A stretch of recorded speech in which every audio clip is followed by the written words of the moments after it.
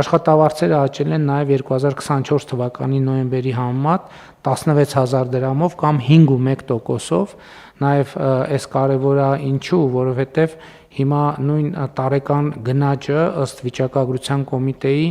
3.3% է եւ այսինքն աշխատավարձը նախորդ տարվա նոյեմբերի համեմատ աճել է 5%-ով, ավելի է աճել։ Իհարկե, ելի ցուցանիշներ կարելի է հիշել, պիտի ամենակարևոր ցուցանիշը թերևս այն է, որ 2018 թվականի ոչ բռնի-թավշյա ժողովրդական հեղափոխությունից հետո Հայաստանի համախառն ներքին արդյունքը աճել է 50%-ով։ Այսինքն մենք մեր տնտեսությունը հեղափոխությունից հետո 50%-ով, սա իրական աճի մասին է խոսքը, 50%-ով իրական աճ է ունեցել եւ նաեւ այս տարվա աճի ցուցանիշները շատ կարեւոր են։ Մենք ըստ էության նաեւ 2025 թվականի պետական բյուջեի եկամտային մասն ենք ըստ էության վստահ ենք, որ կատարում ենք եւ սա նույնպես կարեւոր արդյունք է։ Իհարկե, սա ընդհանուր շնորհակալություն եմ հայտնում Հայաստանում աշխատող, արդյունք ստեղծող, օրենքով սահմանված իրենց հարկերը վճարող քաղաքացիներին, բայց եւս մեկ անգամ ուզում եմ շնորհակալություն հայտնել կառավարության բոլոր անդամներին, որովհետեւ եւ մեր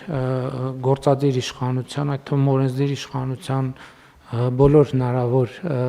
տեղական ինքնակառավարման մարմինների, մեր գործընկերներին կատարված աշխատանքի համար, որովհետև այս թվերը այսբերգի երևացող կողմն են, իսկ այս թվերից